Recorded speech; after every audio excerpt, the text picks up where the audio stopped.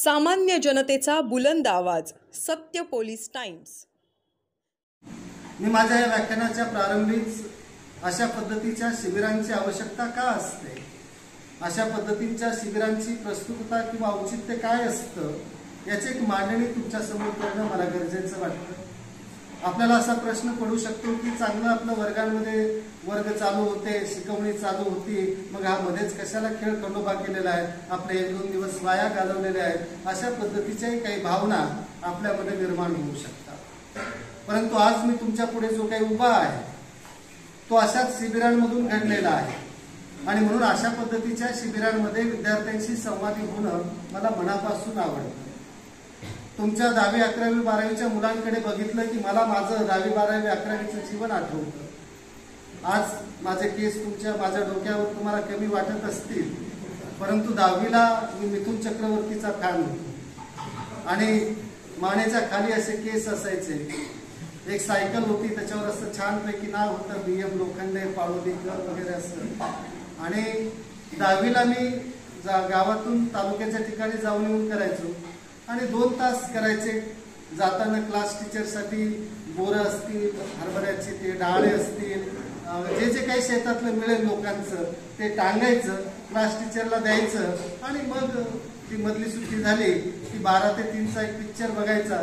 त्यावेळी 1-1.5 रुपये तिकीट असायचा आणि तो पिक्चर बघून मग घरी यायचा. आजीनं जो लाडानं डबा दिलेला असायचा, माझा बाबा बाळा जातोय आणि तिथं काय खाईल म्हणून, तो पिक्चर त्या टाकीमध्ये सोडायचा आणि तिथेच खाऊन मग बाहेर यायचं.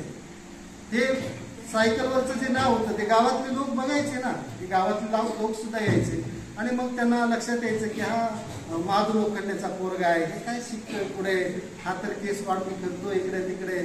शिक्षकांच्या सुद्धा पैजा लागलेल्या होत्या की हा पास होऊ शकत नाही, पास झाला तर मी नोकरीचा राजीनामा देईल वगैरे.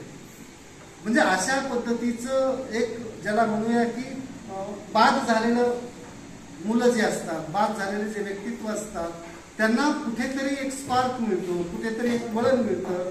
आणि ते वळण मला असं मिळालं की वर्गामध्ये आम्ही असं बसलेले होतो एका कोपऱ्यामध्ये, इकडे मुलींची बाजू होती आणि कोपऱ्यात बसून मुलींची छेड आम्ही काढत होतो आणि बाहेरून मुख्याध्यापक बघत होते. मुख्याध्यापकांनी बघितलं, माझे केस पकडले, भिंतीवर आपटलं. मुलींच्या समोर मारणं म्हणजे मोठा अपमान वाटला आणि मग मुख्याध्यापकाला म्हटलं बाहेर या. बाहेर आल्यास तुम्हाला आता दाखवतो. हे ज्यावेळेस शिक्षकांनी ऐकलं त्यावेळेस प्रत्येक शिक्षक येऊन मला एक वाजवत जात होता आणि सर्व रागाच्या भरामध्ये मी दप्तर तिथेच ठेवलं, पुस्तकं तिथेच ठेवली. घरी गेलो, जवळजवळ दिवसभर लिंबाच्या झाडावर जाऊन बसलो आणि त्या रागाच्या भरात एक इतिहासाचं पुस्तक होतं ते वाचून वाचून पाठ करून टाकलं. कारण ते मुख्याध्यापक आम्हाला इतिहास शिकवायचे. आठवड्याभरानं राग शांत झाला. शाळेत गेलो. योगायोगानं काय झालं तर एक जे त्यावेळी ज्याला इन्स्पेक्शनसाठी साहेब यायचे, ज्याला आम्ही नागरिक साहेब वगैरे त्यावेळी म्हणायचो, आणि ते आल्यानंतर मग त्यांनी जी प्रश्न विचारले इतिहासाच्या विषयीची ती सगळी उत्तरं मी दिली. मुख्याध्यापकाचा गैरसमज झाला की पोरगा तर हुशार आहे, पोरगा तर हुशार आहे, आपण याला मारून चूक केले. आणि मग त्याने वर्गाच्या समोर सरांनी मला सॉरी म्हटलं की माझ्याकडून चुकून तुझ्याविषयी काहीतरी गैरसमज झाला म्हणून मी तुला मारलं, की पुढे असं होणार नाही. आणि भेट म्हणून पुस्तक मला त्यावेळी दिलं आणि मग मला स्वतःला त्या शिक्षकाच्या डोळ्यामध्ये चांगलं वाटण्यासाठी किंवा त्यांना चांगलं वाटण्यासाठी मग मी घडत गेलो. जिथं मला 10वीला पास होणार नाही अशी गॅरंटी देत होते तिथं मी 52% घेऊन पास झालो. त्याच्यानंतर 12वीला आलो, 12वीला 60% घेऊन पास झालो. BAला कॉलेजमध्ये 3रा आलो, MAला विद्यापीठात 5वा आलो आणि विद्यापीठात 5वा येत असतानाच महाराष्ट्रात सेट नेटची 2च मुलं त्यावेळी पास झाली होती 2001ला, त्याच्यातला मी एक होतो. मला सांगायचा उद्देश एवढाच आहे मित्रहो की आज मी तुमच्या पुढे एक डॉक्टर भगवान लोखंडे म्हणून एक प्राध्यापक म्हणून उभा आहे. तो काही जन्मताच हुशार नव्हता, तो जन्मताच काही फार सभ्य शांत किंवा सद्गुणी नव्हता. परंतु जीवनामध्ये असे काही प्रसंग येतात, जीवनामध्ये काही अशा व्यक्ती येतात, जीवनामध्ये अशा काही घटना आणि घडामोडी येतात की ज्याच्यातून आपण आपल्या जीवनाला कुठल्याही वळणावर किंवा कुठल्याही क्षणी एक वळण देऊ शकतो. आणि म्हणून हे वळण आपल्याला मिळावं याच्यातून एक संवाद घडावा, याच्यातून एक आपल्याला एक स्फूर्ती किंवा प्रेरणा मिळावी, या दृष्टिकोनातून अशा पद्धतीची भिंतीच्या पलीकडे जाऊन निसर्गाच्या सान्निध्यामध्ये, समाजाच्या सान्निध्यामध्ये किंवा व्यक्तित्वांच्या सान्निध्यामध्ये आपल्याला घडता यावं, याच्यासाठी अशा पद्धतीच्या शिबिरांची आवश्यकता असते. या कॉलेजमध्ये प्रवेश घेतलेला आहे 11वी 12वी आणि पुढचं जे काही आपण पदवी आणि पदव्युत्तर शिक्षण घेणार आहात ते शिक्षण आपण अशा शैक्षणिक उद्दिष्टांनी भारावून घेतलेलं असेल तर त्याच्यातून फार काही साध्य तुमच्या जीवनाला होणार नाही आणि तुमचं व्यक्तिमत्व म्हणून जे विकसनाची जी काही प्रक्रिया आहे ती पूर्णत्वाला जाऊ शकणार नाही. या शिबिराचा आणखी एक महत्वाचा हेतू असतो, तो असा असतो की आपण फार ज्याला आपण म्हणतो की रेडीमेड जीवन आपल्या वाट्याला आलेलं आहे. म्हणजे आमच्या काळामध्ये मला आठवतं की फॅशन नावाचा जो काही प्रकार होता, आम्हाला म्हणजे मी पहिला फोटो काढला 10वीला, बोर्डाच्या परीक्षेसाठी फोटो चिटकवायचा म्हणून तो काढलेला होता. 11वी 12वीला ज्यावेळेस आम्ही शहरामध्ये शिकायला गेलो त्यावेळी फोटो स्टुडिओ मध्ये गेल्यानंतर एक बिना काचेचा चष्मा ठेवलेला असायचा आणि तो घालूनच मग काय खिशात हात घाल, इकडे बघ तिकडे बघ आणि रेडीमेड अशा पद्धतीचं एक पोस्टर मागे ठेवलेलं असायचं आणि तिथेच मग एखादी गाडी एखादं विमान काहीतरी असायचं. तो म्हणजे आमचा सर्वात सुंदर फोटो. आज तुमच्या मोबाईल मध्ये वेगवेगळे फिल्टर आहे. बसल्या बसल्या तुम्ही क्षणामध्ये रजनीकांत सारखं पण दिसू शकता, क्षणामध्ये ऋतिक रोशन सारखं दिसू शकता, क्षणामध्ये ऐश्वर्या होऊ शकता. तुम्हाला ऐश्वर्या नाही आवडली की करीना होऊ शकता, आणखी करीना नाही म्हणजे सहज सोप्या गोष्टी आपल्या वाट्याला आलेल्या आहेत. आमच्या काळी आम्हाला ठिगळाची चड्डी मिळणं हौस होती. 15 ऑगस्टला एखादा नवा ड्रेस मिळाला तर हौस होती. आज जर बघितलं तर एवढे कपडे आहेत की आपल्याला ठेवायला कपाटांमध्ये जागा नाही. म्हणून महिलांची पहिली तक्रार अशी असते की मला कपडेच नाहीत आणि दुसरी तक्रार असते ठेवायला जागा नाही. म्हणजे या दोन्ही वाक्यांमध्ये हा जो काही संभ्रम असतो, सांगायचा उद्देश एवढाच आहे की हिवाळ्यामध्ये आपल्या अंगावर स्वेटर असतो, पावसाळ्यामध्ये रेनकोट असतो, उन्हाळ्यामध्ये परत आपल्याला एसी कूलर असतो. म्हणजे जो निसर्ग आहे तो वाहून जातो आहे, आपल्या त्वचेला त्याचा साधा स्पर्श सुद्धा होत नाही. म्हणजे हिवाळ्यातल्या थंडीमध्ये फुटफुटणं काय असतं, उन्हाळ्यामध्ये गर्मीने भिजून जाणं काय असतं, पावसाळ्यामध्ये चिंब होणं काय असतं, हे आपल्या वाट्यालाच येत नाही. कारण पालकांना वाटतं मला जे मिळालं नाही ते माझ्या मुलांना मिळालं पाहिजे, त्यांची कुठलीही मला तक्रार नकोय. आणि अशा पद्धतीचं रेडीमेड आयुष्य घेऊन आपण ज्यावेळी जीवन जगतो त्यावेळी आपण ज्यावेळी जीवनाच्या किंवा या समाजाच्या व्यवहारामध्ये पडतो त्यावेळी छोटासा प्रसंग जरी आपल्यावर आला, छोटासा संकटाचे क्षण जरी आपल्यावर आले तरी आपण आत्महत्यापर्यंतचं पाऊल उचलतो. कारण आपल्याला प्रतिकूल परिस्थितीशी झुंजणं म्हणजे काय माहित नसतं, अपयश पचवणं म्हणजे काय माहित नसतं, टोचून बोललेलं ऐकणं म्हणजे काय माहित नसतं. आणि या सर्वांचा परिणाम असा होतो की आपण व्यक्ती म्हणून अतिशय मऊ पद्धतीची आपली भुसभुशीत एक प्रकारची जमीन तयार होते. आणि ही होऊ नये या दृष्टिकोनातून या समाजातल्या प्रतिकूल परिस्थितीशी असणारी जी काही नाळ आहे ती नाळ आपल्या सभोवतालच्या परिस्थितीशी आपली जोडली जावी. आणि म्हणून या दृष्टीच्या सर्व संस्कार शिबिरांची एक आवश्यकता असते. आणि म्हणून या दृष्टीने एक संदर्भ मला आपल्या समोर देणं गरजेचं वाटतं की प्रसिद्ध फ्रेंच चित्रकार होते, दोघे मित्र होते आणि दोघे मित्र ज्यावेळी पुढचं शिक्षण चित्रकलेचं घेण्यासाठी त्यांना जायचं होतं, त्यांनी त्या चित्रकलेच्या त्या कॉलेजची फी बघितली. त्यावेळी त्यांच्या असं लक्षात आलं की आपल्या दोघांपैकी फक्त एकच जण शिक्षण घेऊ शकतो. त्यातल्या एकाने शिक्षणासाठी प्रवेश घेतला, दुसऱ्यानं काम पत्करलं आणि त्याची फी भरणं त्याने स्वीकारलं. ज्यावेळेस तो चित्रकार मोठा झाला, त्याचं प्रदर्शन भरलं आणि बोली लागली, त्यावेळेस त्याने एक राखलेलं हाताचं चित्र काढलं होतं आणि त्याला जी बोली लागली होती त्याला सांगितलं की हे चित्र मी विकणार नाही. कारण आज माझ्या बोटांमध्ये जी काही चित्रकला आलेली आहे ती राखलेल्या हातांमधून आलेली आहे. कारण या हातांनी कष्ट घेतले नसते तर माझ्या हातांमध्ये चित्रकला आली नसती. म्हणजे आज मी प्राध्यापक जरी असलो, आज तुमच्या पुढे डॉक्टर म्हणून उभा जरी असलो तरी माझं जे जीवन उभं राहिलेलं आहे ते माझ्या आई वडिलांनी जे कष्ट केलेले आहे, माझ्या बहिणीने जे कष्ट केलेले आहे त्या राखलेल्या हातांमधून मला हे सभ्य जीवन मिळालेलं आहे किंवा ज्याला आपण म्हणूया ऐश आरामाचं जीवन मिळालेलं आहे. आणि म्हणून आपण जे काही जीवन जगत असतो मित्र ते आपल्याला असं वाटतं की माझी लाईफ आहे, मी काय पण करेन. आपल्या आई वडिलांना आपण बऱ्याच वेळा बोलत असतो, परंतु तुमचं जीवन केवळ तुमचं नाही आहे. तुमच्याकडे अनेकांची डोळे लागलेले आहेत. मग त्या आई वडिलांची स्वप्न त्या डोळ्यामध्ये तुम्ही बघा की त्यांना असं वाटतं की आपल्याला जे जमलं नाही ते माझ्या मुलांनी करावं. बहिणीचं भावाकडे जी अपेक्षा असते, भावाची बहिणीकडूनची जी अपेक्षा असते, शिक्षकांची तुमच्याकडूनची जी अपेक्षा असते, समाजाची तुमच्याकडूनची जी अपेक्षा असते, गावाची तुमच्याकडूनची जी अपेक्षा असते, त्या अपेक्षा जर आपण मनापासून स्वीकारल्या किंवा समजून घेण्याचा प्रयत्न केला तर एक गोष्ट लक्षात येईल की आपण जे काही जीवन जगतो ते केवळ आपलं जीवन नाही आहे, ते समाजाची ठेव आहे, की आपल्या पालकांची ठेव आहे. आणि याच्याशी जे काही उत्तरदायित्व आहे ते उत्तरदायित्व आपण पूर्णत्वाला नेण्यासाठी अशा पद्धतीच्या श्रम संस्कारांची, अशा पद्धतीच्या ज्ञान संस्कारांची, अशा पद्धतीच्या शिबिरांची गरज असते. पुढच्या टप्प्यावर आपण एक गोष्ट लक्षात ठेवली पाहिजे की येणाऱ्या काळामध्ये भारत हा महासत्ता होणार आहे असं म्हटलं जातं. ते कशाच्या बळावर महासत्ता होणार आहे? तर आज 35% तरुणाई या देशामध्ये आहे. तरुणाईच्या बळावर हा देश महासत्ता होणार आहे. आणि म्हणून तरुणाईला कुठल्याही देशाचा चेहरा म्हटलं जातं. आज हा चेहरा काय करतोय? सेल्फी मध्ये गुंतलेला आहे.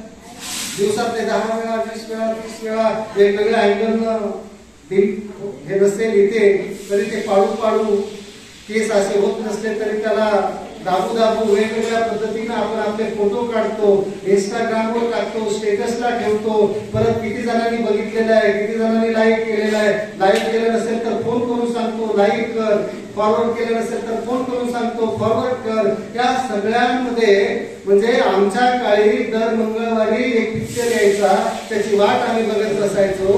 भारत पाकिस्तान किंवा भारताचा एखादा क्रिकेट मॅच वर्षातून 2-3 वेळा असायचा, त्यावेळी सुट्ट्या टाकल्या जायच्या. आज मनोरंजनाची एवढी प्रचंड साधनं आपल्या हातामध्ये आलेली आहेत की आपण मनोरंजन बघता बघता अक्षरशः थकून जातो. म्हणजे कष्ट करून 12-12 तास जो मजूर थकत नाही त्याच्यापेक्षा जास्तीचा थकवा या 5 वर्षाच्या मुलापासून ते पोस्ट ग्रॅज्युएट पर्यंतच्या मुलांपर्यंत येतोय का?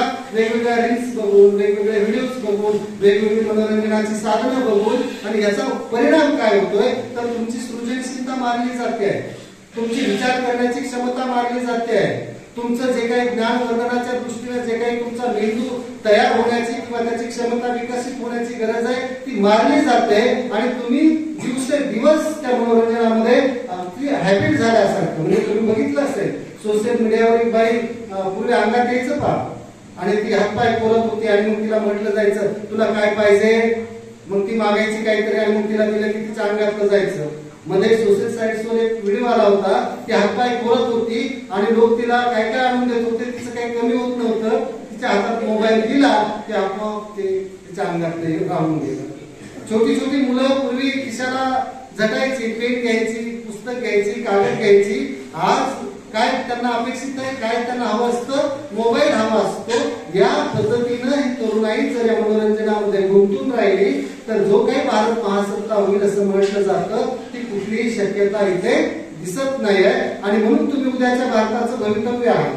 तुमच्या अपेक्षांवर, तुमच्या आशेवर, तुमच्या विश्वासावर हा भारत महासत्ता होईल अशी स्वप्न पाहिली जात आहेत. आणि तुमच्या अशा अपेक्षा स्वप्न मात्र अतिशय नकारात्मक स्वरूपाचे असते, त्याला कुठल्याही पद्धतीचा सकारात्मक प्रतिसाद नसेल तर मग मात्र आपण त्या पद्धतीने पुढे जाऊ शकत नाही. आणि म्हणून या निमित्ताने मला तुमचा पुढच्या काळातलं जे काही जीवन आहे ते जीवन जगताना अगदी 5-6 गोष्टी तुमच्याशी मला शेअर कराव्या वाटतात की ज्या तुम्ही आत्मसात केल्या, ज्या तुम्ही मनापासून स्वीकारण्याचा प्रयत्न केला तर तुमचं जीवन नक्कीच चांगल्या पद्धतीचं उभं राहू शकतं आणि तुमच्या आयुष्यामध्ये एक चांगल्या पद्धतीची ज्याला आपण म्हणूया सुबत्ता येऊ शकते. या दृष्टिकोनातून पहिलं मला तुम्हाला सांगणं आहे की आपली जी काही धारण क्षमता आहे, आपली जी काही ग्रहण क्षमता आहे ती वाढवण्याचा प्रयत्न करा, ती मनापासून जपण्याचा प्रयत्न करा. मधल्या काळात एक वर्तमानपत्रात बातमी आली होती की चेरापुंजीला पिण्याच्या पाण्याचा तुटवडा. आता बातमी का होऊ शकली की जगामध्ये जी काही सर्वाधिक पाऊस पडणारी ठिकाण आहे, जगामध्ये सर्वाधिक पर्जन्यवृष्टी होणारी जी काही ठिकाण आहे त्यापैकीच एक ठिकाण म्हणजे चेरापुंजी आहे. आणि तिथं पिण्याच्या पाण्याचा तुटवडा का निर्माण झाला असावा? विदर्भामध्ये आपण पिण्याच्या पाण्याचा तुटवडा समजू शकतो, मराठवाड्यामध्ये पिण्याच्या पाण्याचा तुटवडा आपण समजू शकतो, कारण तिथं पर्जन्यवृष्टी त्या तुलनेने कमी होते. परंतु चेरापुंजी सारख्या ठिकाणी पिण्याच्या पाण्याचा तुटवडा का झाला त्याचं महत्वाचं कारण असं आहे की तिथं जो काही पाऊस पडतो आहे ते पाणी जमिनीमध्ये जिरवण्याची ती व्यवस्था नाही आहे, त्या जमिनीची ती धारण क्षमता विकसित झालेली नाही आहे आणि म्हणून तिथं मुसळधार पाऊस जरी पडला तरी तो लगेच वाहून जातो आणि तिथं काही शिल्लक राहत नाही. तसंच इथं तुम्हाला वर्ष 2 वर्ष हे जे शिक्षक आहेत ते सातत्याने ज्ञानाचा मुसळधार पाऊस तुमच्यावर जरी टाकला आणि तो तुम्ही ऐकलंच नाही, तुम्ही ते ग्रहणच केलं नाही, तुम्ही ते स्वीकारलंच नाही, तर या ज्ञानाच्या मुसळधार पावसाचा काही उपयोग नाही. म्हणून पहिल्यांदा तुम्हाला जीवनात मोठं व्हायचं असेल, काही कमवायचं असेल, काही निर्माण करायचं असेल तर तुम्हाला चांगलं ऐकता आलं पाहिजे. आपला कान चांगला असला पाहिजे. काय ऐकावं आणि काय ऐकू नये या पद्धतीची जर तुम्हाला फरक करण्याची क्षमता विकसित झाली तर तुम्ही जीवनामध्ये पुढे जाऊ शकता. नाहीतर कुणीतरी आणून बसवलेला आहे, सरांनी सांगितलेलं आहे म्हणून आपण जर केवळ माना डोलवत असू तर त्याचा तुमच्या जीवनामध्ये काही उपयोग होणार नाही. त्याचे परिणाम तुम्हाला आज दिसणार नाही, परंतु भविष्यामध्ये त्याचे परिणाम नक्कीच होतील. कारण आपण बऱ्याच वेळा ऐकतो तुझं लक्षच नसतं, आई बोलते, बाबा बोलतो तुला ऐकायला येतं का रे, कान फुटलेत का तुझे, कारण आपला कानच तयार नाही आहे काय ऐकून घेण्यासाठी.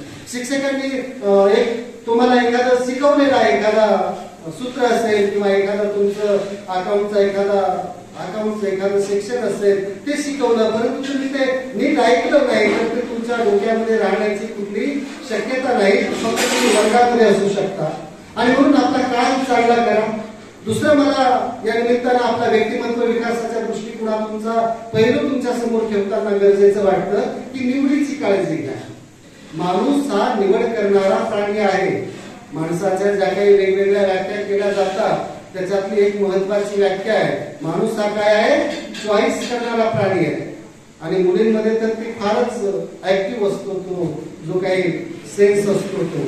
म्हणजे तुम्ही कपड्यांच्या दुकानामध्ये जा किंवा एखाद्या तुमच्या स्टेशनरीच्या याच्यामध्ये जा, मेकअपच्या दुकानामध्ये साहित्य घ्यायचं असेल, एक साधी टिकली घ्यायची असेल तरी सुद्धा मला अशीच बॉर्डर पाहिजे, ब्ल्यू कलर आहे पण मला स्काय ब्ल्यू पाहिजे, किंवा मला तो नेव्ही ब्ल्यू पाहिजे, येलो आहे तर मला लिंबू कलर पाहिजे. असे जे आपण म्हणजे शर्ट निवडताना, टॉप निवडताना, साडी निवडताना जेवढी निवडीची काळजी करतो, घरामध्ये आई आपली कोथिंबीरची एखादी जुडी आणते, त्याच्यात एखादं गवताचं पातं जाऊ नये म्हणून ती कोथिंबीर किंवा मेथीची भाजी निवडताना जेवढी काळजी घेते तेवढी काळजी आपण आपल्या जीवनामध्ये मित्र निवडताना घेतो का? आपण आपल्या जीवनामध्ये एखादा विषय निवडताना घेतो का? आपण आपल्या जीवनामध्ये आपलं उद्दिष्ट ठरवताना घेतो का? आपण आपल्या जीवनाचं स्वप्न ठरवताना ही काळजी घेतो का? आपण आपल्या जीवनातल्या ज्या काही पुढच्या काळाला वळण देणाऱ्या घटना आहेत त्या क्षणी आपण ही काळजी घेतो का? तर बहुतांशी याचं उत्तर नकारात्मक येतं. म्हणजे कोथिंबीर निवडताना एखादं गवताचं पातं तुमच्या पोटामध्ये गेलं तर होऊन काय होईल? तुम्हाला जुलाब लागतील, पोट दुखेल.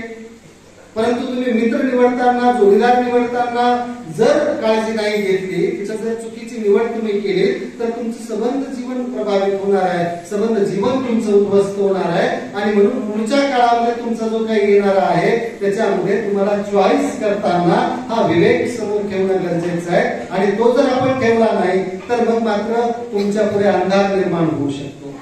तो होऊ नये वाटत असेल तर पुढच्या पायरीवर आपण काय केलं पाहिजे, तर आपण आपल्या क्षमता ओळखल्या पाहिजे. मी तर नेहमी म्हणतो की मूल ज्यावेळी जन्माला येतं त्यावेळी त्याची काही किंमत ठरलेली असते का? त्याचं काही मूल्य ठरलेलं असतं का? म्हणजे अंबानी ज्यावेळेस या पोटी जन्माला आला त्यावेळेस त्या मुकेश अंबानीचं काही असं टॅग लावलेला होता की आज 6,000 अब्ज कोटी रुपयांचा काही मालक होणार आहे किंवा या किमतीचे मूल आहे, असं काही होतं का? नाही आहे. प्रत्येक मूल जन्माला नैसर्गिकरित्या जन्माला येतं. आणि ही जर सोय असती समजा की जन्मताच त्या किमतीचा टॅग म्हणून जन्माला आला असता तर डॉक्टरांनी पहिले काय सांगितलं असतं की अरे तुमच्याकडे 6 कोटीचं बाळ जन्माला आलेलं आहे, मुलगा का मुलगी हे नसतं सांगितलं. अरे तुमच्याकडे $10,00,000 मूल जन्माला आलेलं आहे, तुमच्याकडे $20,00,000 मूल जन्माला आलेलं आहे. आणि मग आपण त्या पद्धतीने आनंदोत्सव साजरा केला असता. तसं होत नाही. याचा अर्थ निसर्गानं तुमची किंमत, तुमचं मूल्य तुम्हाला ठरवण्याचा अधिकार दिलेला आहे. ती क्षमता तुमच्याकडे आहे. आणि म्हणून झोपडपट्टीमध्ये एका महान जातीमध्ये जन्माला आलेला डॉक्टर बाबासाहेब आंबेडकर स्वतःच्या व्यक्तित्वाचा एवढा विस्तार करतो की जग त्याला ज्ञानाचं प्रतीक म्हणून ओळखतं किंवा एखाद्या झोपडपट्टीमध्ये जन्माला आलेला मुलगा एक पेपर विक्रेत्यासारखा डॉक्टर एपीजे अब्दुल कलामांसारखा मुलगा हा या देशाचा राष्ट्रपती होतो, याचा अर्थ तुमचे किंमत तुमचं मूल्य ठरवण्याचा अधिकार हा समाजाला नाही आहे, ते तुमच्या कर्तृत्वावर आणि तुमच्या याच्यावरून होऊ शकतं.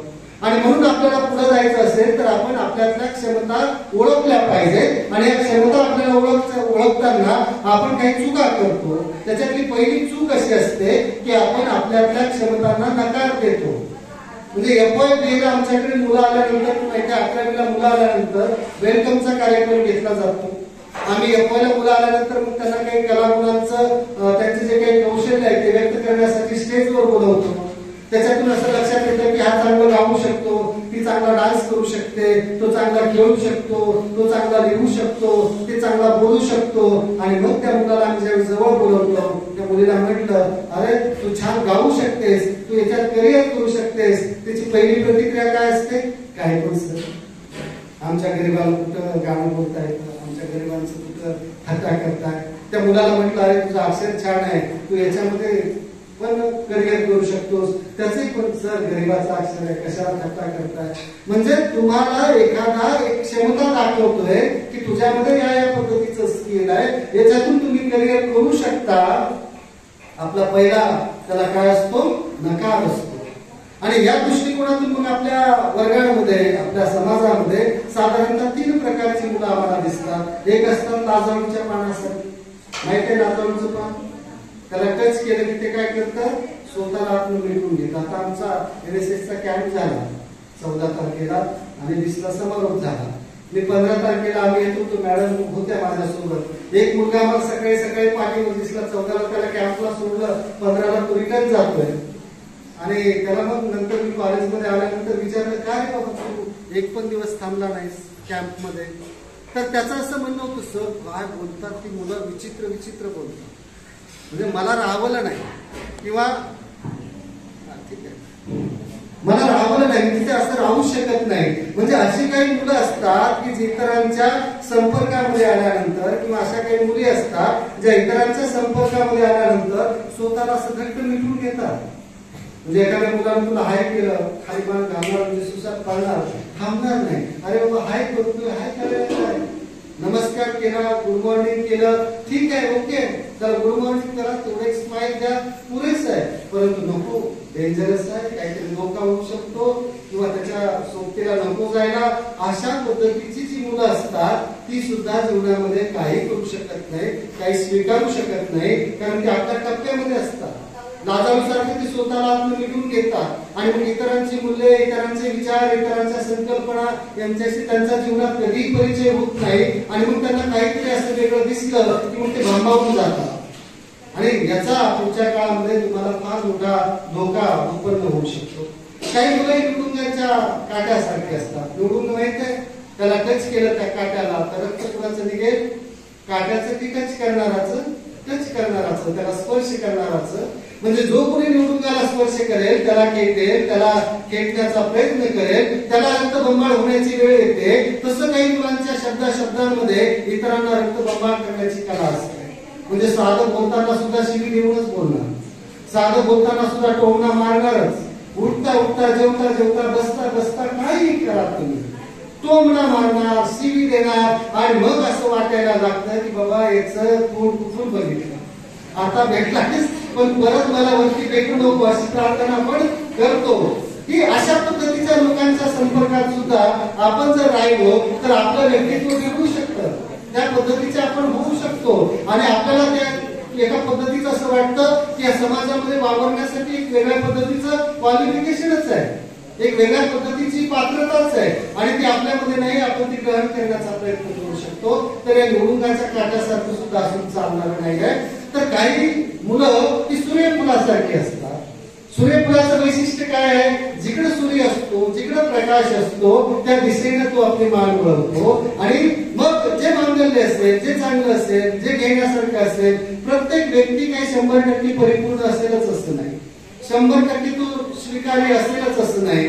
काहीतरी दोष त्याच्यामध्ये असतात, काहीतरी वैगुण्य त्याच्यामध्ये असतात. त्याच्या सहज स्वीकारण्याची क्षमता आपण आपल्यामध्ये जर ठेवली तर आपण त्या सूर्यफुलासारखं होणं गरजेचं आहे. आणि म्हणून आपल्या क्षमता ओळखत असताना आपण ना लाजाळूसारखं राहू नये, ना आपण निवडुंगासारखं वागू नये. आपण सूर्यफूल होण्याचा जर प्रयत्न केला तर आपण आपल्या क्षमतांच्या अधिक जवळ जाऊ शकतो. दुसरा एक आपला दोष आहे आपल्या व्यक्तित्वामध्ये की आपण आपल्या योजना लांबणीवर टाकतो. त्याच्यामध्ये कधीतरीच बेट असतं. म्हणजे मी 7वीला असल्यापासूनची एक माझी प्लॅन आहे. तो काय की आता उन्हाळ्याच्या सुट्ट्या लागल्या की 500 इंग्रजी शब्द पाठ करायचे, फडफड इंग्रजी बोलायची आणि टायपिंगचा क्लास लावायचा. 7वी झाली, 8वी झाली, 9वी झाली, PhD झाली, अजून माझे इंग्रजीचे 500 शब्द पाठ नाहीयेत आणि अजूनही मी टायपिंग केलेलं नाही आणि भविष्यात ते होईल असं वाटत नाही. कारण एका केव्हा तरी आता ही उन्हाळा गेला, आता दिवाळी गेली, परत उन्हाळ्यामध्ये केव्हा तरीच्या फांदीवर तुम्ही तुमच्या योजना लटकवल्या की मग त्या परिपूर्ण होऊ शकत नाही. केव्हा तरीचं बेट आपण कापून टाकलं पाहिजे, ती फांदी कापून टाकली पाहिजे. जे काही करायचे ती पहिल्या पावलानं त्याची सुरुवात केली पाहिजे. तिसरा एक आपल्या फार मोठा प्रॉब्लेम आहे क्षमता ओळखण्याच्या दृष्टीनं, आपण दुसऱ्याला जबाबदार धरतो. म्हणजे ज्यावेळी मला 11वी 12वीला चांगले मार्क्स मिळाले नाही वगैरे, मी सहज बोलून गेलो. आई वडिलांनी मला जर त्या कॉलेजमध्ये टाकलं असतं ना तर कसले मार्क्स मिळाले असते, कसला मी पुढे गेलो असतो.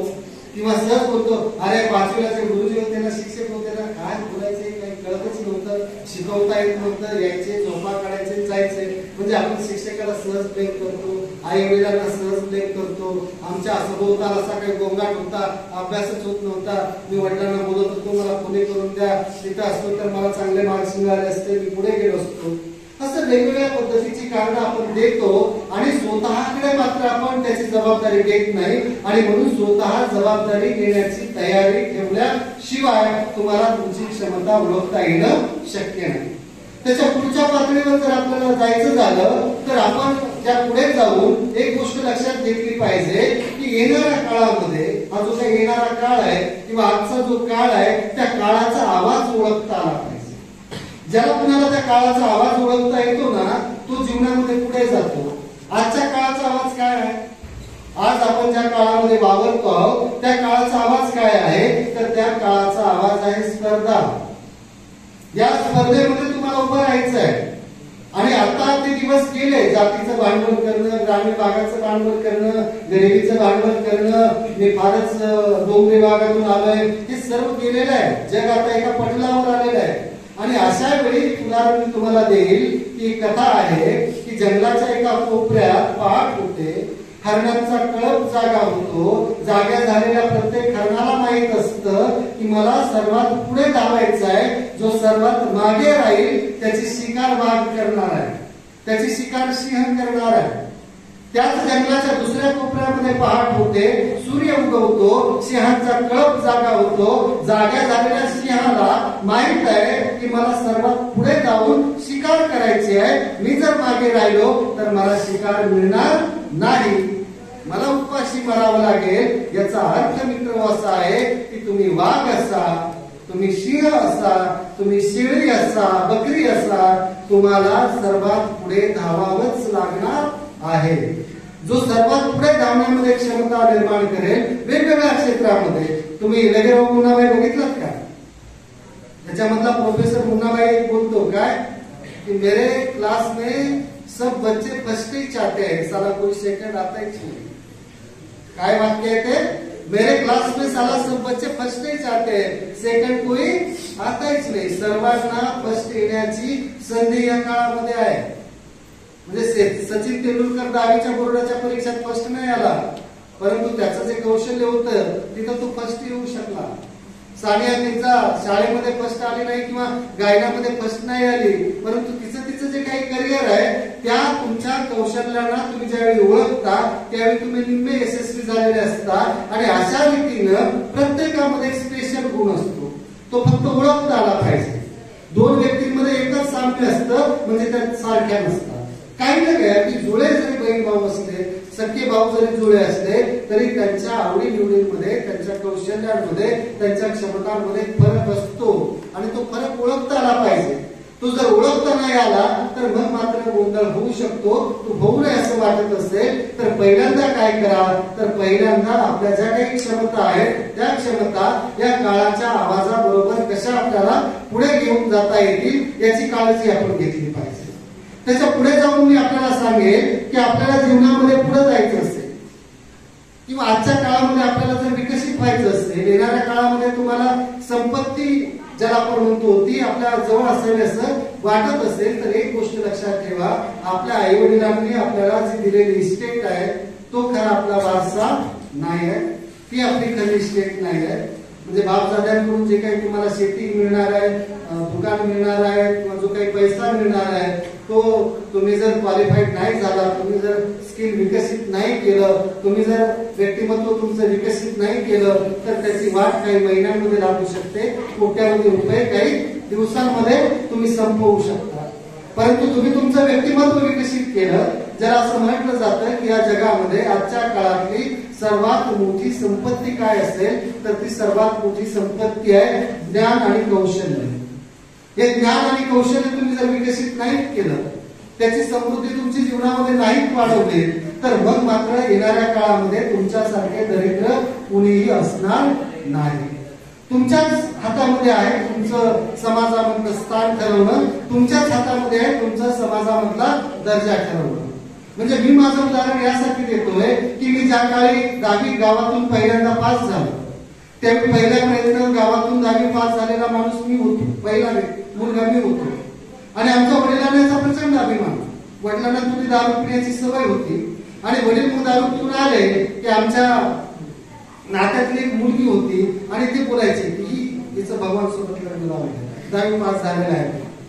त्यावेळी त्या लोकांकडूनची प्रतिक्रिया काय असायची, काय हे दारुड्याचं पोरग आहे, काय याच्या घरामध्ये खायला नाही आहे आणि कशी काय आम्ही याला मुलगी देऊ शकतो, अशा पद्धतीची. बरं, ही मागणी मी केलेली नव्हती, वडिलांनी फार ते भान असताना केलेली नव्हती.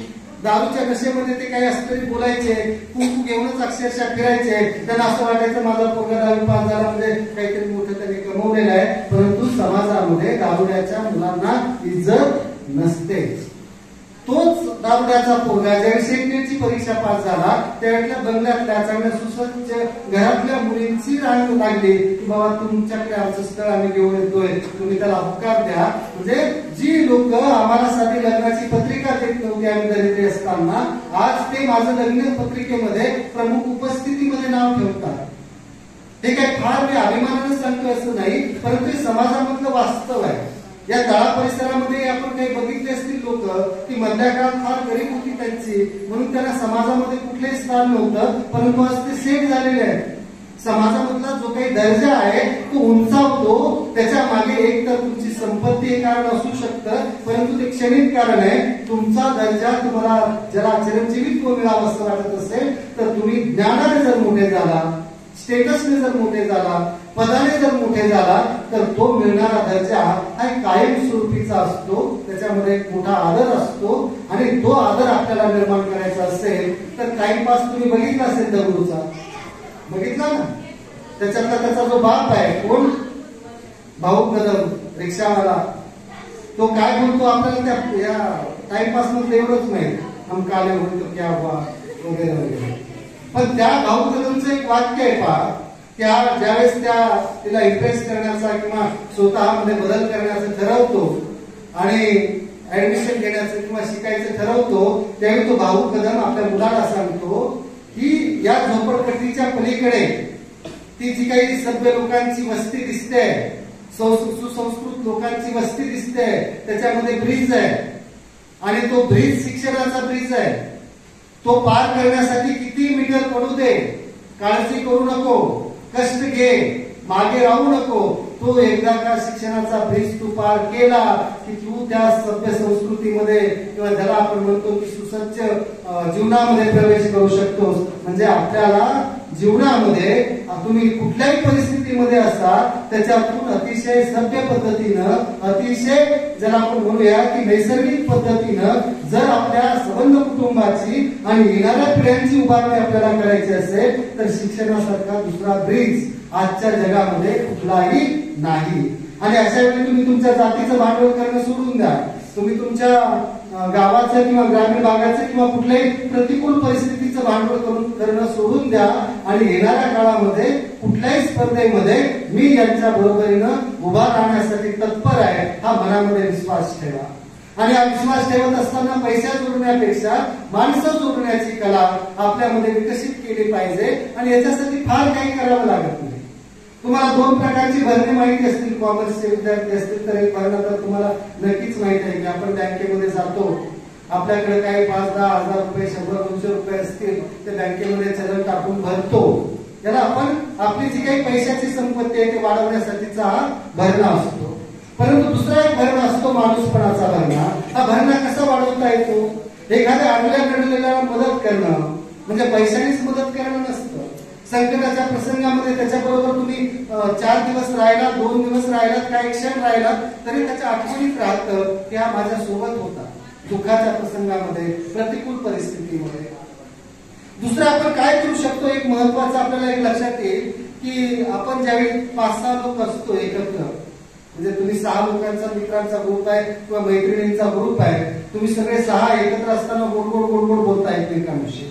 त्याच्यात एक ऍबसेंट असला की त्याची वाट लावतो. माघारी बोलताना आपण काय करतो, त्याची वाट लावतो. आता ज्या वेळेस हे 5 जण एकत्र असतात त्यांच्या डोक्यामध्ये येतं की त्याला माघारी असं बोलतात, आपल्याला पण बोलू शकतात. म्हणजे आमचा मित्रांचा ग्रुप असा होता की आम्हाला माहित होतं आमची माघारी काढतात, साथ हे करतात आणि मग आम्ही आमच्याविषयी काही बोलू नये म्हणून सगळी कामं सोडून फिरायला सोबत जायचो. बाबा नको आपल्याविषयी चर्चेला यायला, नको आपल्याविषयी कोणी बोलायला. तर हे करत असताना एक गोष्ट लक्षात ठेवा की आपण ज्यावेळी माघारी एखाद्या विषयी चांगलं बोलतो त्यावेळी उपस्थितांच्या मनामध्ये आपल्याविषयीचा एक विश्वास निर्माण होतो. म्हणजे मी पाठीमागे कसबे सर खूप चांगला आहे असं ज्यावेळी सर्जे सरांना म्हणेल त्यावेळी सर्जे सरांना वाटेल की लोखंडे सर माणूस चांगला आहे. आणि मी कसबे सरांना जर शिव्या देऊ लागलो त्यांच्या जवळ तर त्यांना असं वाटेल की हा त्यांना शिव्या देतोय म्हणजे हा मला पण शिव्या देऊ शकतो. हा फरक आहे. आणि म्हणून पाठीमागे सुद्धा चांगलं मत व्यक्त करण्याचा, सकारात्मक बोलण्याचा एक प्रयत्न करा. स्वतःला सवय लावून घ्या आणि हे करत असताना किमान जीवनामध्ये 3 चांगल्या सवयी विकसित करा. तुम्हाला तुमचं व्यक्तिमत्व विकसित व्हावं असं वाटत असेल तर वर्षाला किमान 1 सवय तरी स्वतःमध्ये निर्माण करा. काय सवय आहे की सकाळी लवकर उठणं. काही अवघड आहे का? नाही आहे. महिन्यातून किमान 1 पुस्तक वाचणं, वर्षातून 1 पुस्तक वाचणं अवघड आहे का? नाही आहे. वर्षातून एखाद्या ऐतिहासिक स्थळाला भेट देणं अवघड आहे का?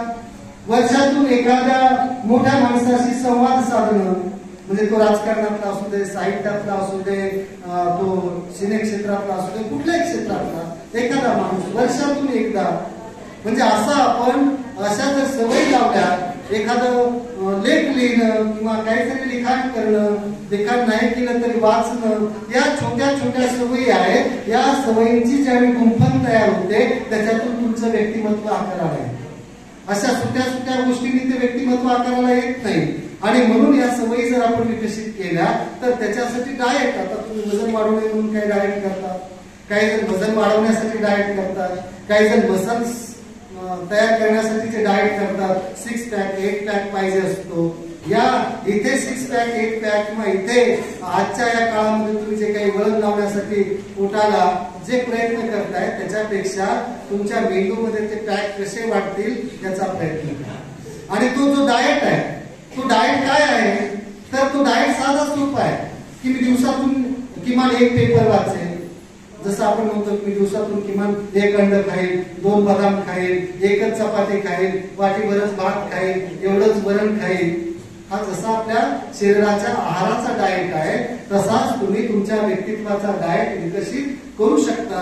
की दिवसातले 2 तास मी अभ्यासासाठी देईल, 1 तास मी पेपर किंवा जनरल वाचनासाठीचा देईल, हे लिखाणासाठीचा देईल, अर्धा तास मी आई वडिलांशी बोलण्यासाठी देईल, 1 तास मी बहीण भावांशी खेळण्यासाठी देईल, संवादी होण्यासाठी देईल. म्हणजे घरामध्ये तुम्ही चित्र बघितलं असेल की मुलं आलेली असतात. म्हणजे आता माझी मुलं हॉस्टेलला टाकलेत मी, की ज्यावेळी ती आली आम्हाला असं वाटलं की आता त्यांच्यासोबत आपण बोलावं, परंतु ती जी मोबाईल घेऊन जी बसली तर ती आमच्याकडे बघायला सुद्धा तयार नव्हती. आणि मग इंस्टाग्रामवरच्या फ्रेंड सोबत गप्पा मारत होती, व्हॉट्सअपवरच्या फ्रेंड सोबत गप्पा मारत होती, फेसबुकवरच्या मित्रांसोबत गप्पा मारत होती. म्हणजे संवाद एवढ्या टोकाला आटलेला आहे की एक मुलगा जेवण करत होता, आई त्याला जेवण वाढत होती, त्याच्या ताटातली भाजी संपत आलेली होती आणि आईने त्याला म्हणलं की बाळा भाजी वाढू का? त्याचं लक्ष नाही, तो फेसबुकवर आहे लाईव्ह. आई दोनदा बोलली भाजी वाढू का? बाप तिकडून ओरडला आहे, अरे काय तुला भाजी वाढू का? त्याचं तरी लक्ष नाही. बहिणीने ते सगळं बघत होती, त्याच्यापेक्षा वयाने लहान होती, तिनं मोबाईल घेतला, फेसबुकवर त्याला कॉमेंट टाकली, भाऊ दादा तुझ्या ताटातली भाजी संपले वाढू का? तेव्हा त्या दादाचं लक्ष ताटाकडे गेलं. म्हणजे इतक्या टोकापर्यंत आपण ऑनलाईन झालोय, एवढ्या टोकापर्यंत आपण आभासी जीवन जगतोय. तर या आभासी जीवनातून वास्तव जीवनामध्ये या रक्त मांसाच्या माणसांशी संवाद साधायला तत्पर व्हा. त्याच्यातून जे शिकण्यासारखं आहे, म्हणजे विराट कोहलीने जी सेंचुरी मारली, तो जे काही धावला, ते जे सर्व जरी खरं असलं, तुम्हाला टीव्हीवर जरी ते दिसत असलं तरी सुद्धा त्याच्या घामाचा वास तुमच्यापर्यंत पोहोचू शकत नाही. त्याच्यासाठी तुम्हालाच कष्ट करावे लागणार आहे. तिथे किती नट्यांमध्ये तुम्ही स्वतःला बघत असला, मीच शाहरुख खान आहे असं तुम्हाला वाटत असलं, मीच दीपिका आहे असं तुम्हाला वाटत असलं, तरी ते आभासी जीवन आहे. त्याच्या पलीकडे जाऊन वास्तवावर या. आपला खरा चेहरा पण डीपीवर ठेवा. वेगवेगळे चेहरे ठेवून आपण जे काही आभासी विश्व निर्माण करतो त्याच्यातून बाहेर या. आणि बाहेर येत असताना एक महत्वाचा दृष्टिकोन तुम्हाला जीवनामध्ये मदत करेल, आणि तो म्हणजे वैज्ञानिक दृष्टिकोन. हा वैज्ञानिक दृष्टिकोन म्हणजे देवाधर्माला शिकायला नाही. हा वैज्ञानिक दृष्टिकोन म्हणजे धर्मावर किंवा देवावर टीका करणं नव्हे, तर याचं साधं सोपं गणित असं आहे की तुमच्या सभोवताल, तुमच्या जीवनामध्ये, तुमच्या कुटुंबामध्ये, तुमच्या समाजामध्ये जे काही प्रश्न तुमच्या जीवनामध्ये निर्माण झालेले आहेत त्याची उत्तरं या सभोवतालच्या परिस्थितीमध्ये शोधा. या भौतिक परिस्थितीमध्ये शोधा. तुमच्या जीवनामध्येच त्याची उत्तरं दडलेली आहेत. याच्यासाठी देव जबाबदार नाही आहे, याच्यासाठी धर्म जबाबदार नाही आहे, याच्यासाठी कुठलाही समाजातला घटक जबाबदार नाही आहे. त्याच्यासाठी कोण जबाबदार आहे, तर त्याची सुद्धा आपल्याला आयडेंटिटी कळू शकते. ती तेव्हाच कळू शकते ज्यावेळेस तुम्ही विवेकवादी व्हा. आता या विवेकवादाच्या पलीकडे जाऊन काय होतंय की आपण स्वर्गाच्या कल्पनांमध्ये रमून जातोय, आपण नरकाच्या कल्पनांमध्ये रमून जातोय, आपण जे काही ज्याला आपण म्हणतो की आभासी काल्पनिक जीवन आहे त्याच्या चर्चेमध्ये आपण रमून जातो. एक सांगितलं जातं कसं आहे भारतीय संस्कृतीमध्ये की पूर्वीच्या काळी अशा काही वर्ग खोल्यांमध्ये शिकवलं जात नव्हतं.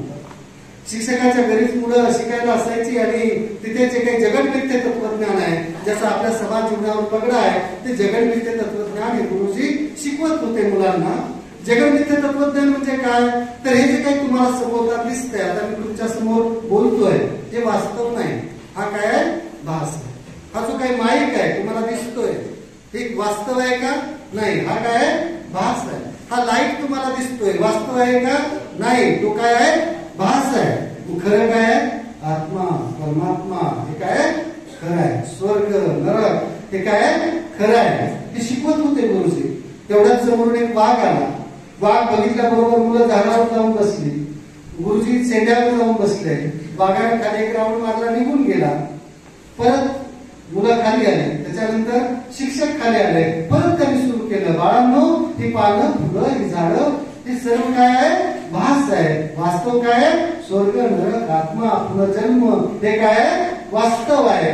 मग एक आपल्यासारखा मुलगा म्हणला, गुरुजी जर हे पानं, फुलं, झाडं, ही नदी हे सर्व भास असेल तर समोरून आलेला वाघ हा सुद्धा भास होता, मग तुम्ही झाडावर जाऊन काय बसला. त्याच्यावर गुरुजींनी दिलेलं उत्तर महत्वाचं आहे की गुरुजी म्हणतात, बाळा ही झाडं, ही पानं, ही फुलं, ही फळं भास आहे. समोरून आलेला वाघ हाही भास होता आणि मी झाडावर जाऊन बसलो, ते सुद्धा काय होता, भास होता. म्हणजे अज्ञानाचा अंधकार पसरवण्यासाठी या पद्धतीचं जे काही आपलं ज्ञान खर्ची घातलं जातं त्याच्यापेक्षा या सभोवतालच्या वास्तवामध्ये सत्य काय आहे, असत्य काय आहे याच्यातला फरक आपल्याला करता आला पाहिजे. खरं काय आहे, खोटं काय आहे याच्यातला फरक आपल्याला करता आला पाहिजे. त्यावेळी कुठलेही राजकीय नेते, कुठलेही राजकीय पुढारी, कुठल्याही राजकीय संघटना, कुठल्याही धार्मिक संघटना तुमचा फुकटचे शिपाई म्हणून, भाडोत्री सैन्य म्हणून तुमचे मेंदू भडकवून वापर करू शकणार नाही. म्हणजे एखाद्या स्त्रीवर बलात्कार झाला असेल तर ती कुठल्याही जातीची असो त्याचा निषेध झालाच पाहिजे, परंतु त्या एका विशिष्ट जातीची आहे म्हणूनच निषेध करा.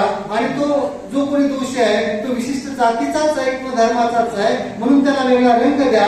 आणि याच्यावरून ज्यावेळेस आपलं रक्त भडकवलं जातं, याच्यावरून आपल्याला ज्यावेळेस चिथवलं जातं, त्यावेळी एक गोष्ट लक्षात ठेवा मित्र की आपण बऱ्याच वेळा बोलतोय नाद करायचा नाही, हे भगव्याचं रक्त आहे, हे नाद करायचं नाही, हे जयभीमवाल्याचं रक्त आहे.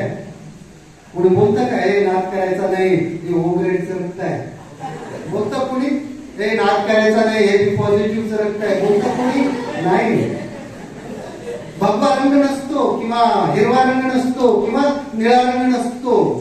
म्हणजे आजच एक मेसेज मी वाचला, छान मेसेज वाचला, त्याच्यामध्ये लिहिलेलं होतं की तुम्ही मेल्यानंतर 1000 वर्षाने तुमच्या शरीराचं एखादं हाड जरी मिळालं, कवटीचा एखादा भाग जरी मिळाला तरी कळतं तुम्ही स्त्री होता का पुरुष होता, तुम्ही गोरे होता का काळे होता, तुम्ही ठेकले होता की उंच होता, तुम्ही पतले होता का जाड होता, तुम्ही म्हातारे होता का तरुण होता. 1000 वर्षानंतर सुद्धा त्या एका हड्डीच्या तुकड्यामधून कळतं, परंतु तो हड्डीचा तुकडा सांगत नाही तो हिंदू होता का मुसलमान होता, तो बौद्ध होता का तो जैन होता, हे तो सांगत नाही. याचा अर्थ एकच आहे मित्र की निसर्गानं जात किंवा धर्म आपल्याला दिलेले नाही आहे, निसर्गानं आपल्याला लिंग दिलेलं आहे स्त्री आणि पुरुष, निसर्गानं आपल्याला रंग दिलेला आहे काळा गोरा किंवा जो काही कुठला असेल तो, आणि त्याचा सन्मान निसर्गानं दिलेल्या गोष्टीचा सन्मान आपण केला पाहिजे. आणि मानवतावादाच्या दृष्टिकोनातून हा विवेकी विचार अशा पद्धतीच्या श्रमसंस्कार शिबिरांच्या माध्यमातून आपण पुढे नेला पाहिजे. सामान्य जनतेचा बुलंद आवाज, सत्य पोलीस टाइम्स.